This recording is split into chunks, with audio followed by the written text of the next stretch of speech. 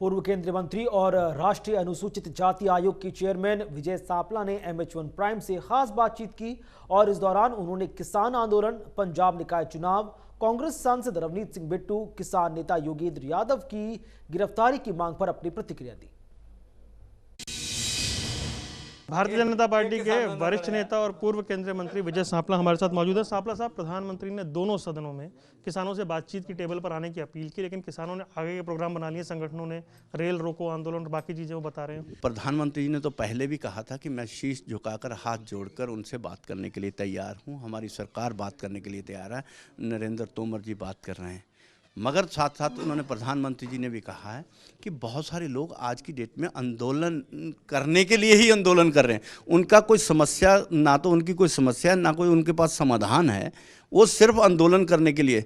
तो मैं तो उन किसान भाइयों से भी अपील करूंगा कि ऐसी राजनीतिक पार्टियों या राजनीतिक रोटियां सेकने वालों से आप गुरेज करें और आप उसको समझें और इसका समाधान के रूप में आप उसके लिए बातचीत टेबल पे करें, ना कि लोगों को त्रास करें।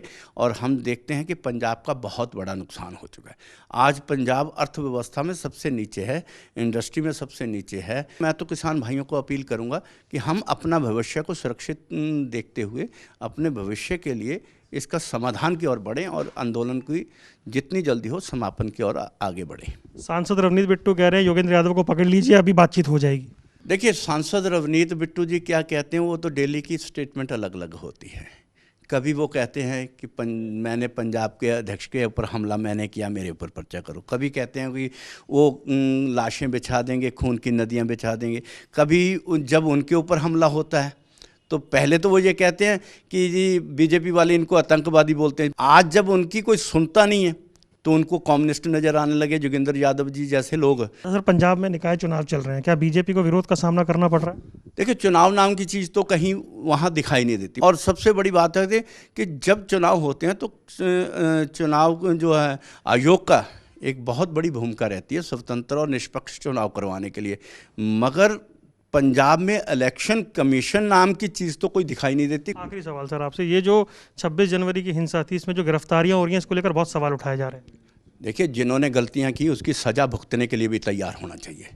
आप किसानों के नाम, जब हम कहते थे किसानों की आड़ में बहुत सारी गलत आंसर बीच में शामिल हो चुके हैं, तो हमारा भी बहुत सारी मीडिया के ऊपर मजाक उड़ाया जाता है। पंजाब का मीडिया तो हमें स्पेशली इसके लिए कहता था कि आप देखिए, उनको कहते हैं गलत आंसर आ गए, गलत आतंकवादी आ गए, दूसरे आ गए, कम्युनिस्ट आ गए।